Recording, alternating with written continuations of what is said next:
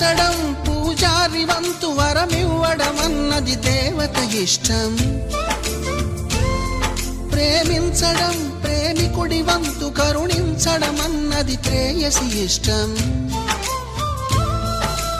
ఎందువల్ల నిన్ను ప్రేమించిందో చిన్ని మనసుకే తెలియదుగా, నిన్ను మరవడం జరగదుగా. ఎందువల్ల నువ్వు కాదన్నావో ఎదురు ప్రశ్నలే వేయనుగా, ఎదురు చూపులే ఆపనుగా. ఏనాటికో ఒకనాటికి నీ ప్రేమ సాధిస్తా. నిన్ను చూడాలని ఉన్నా,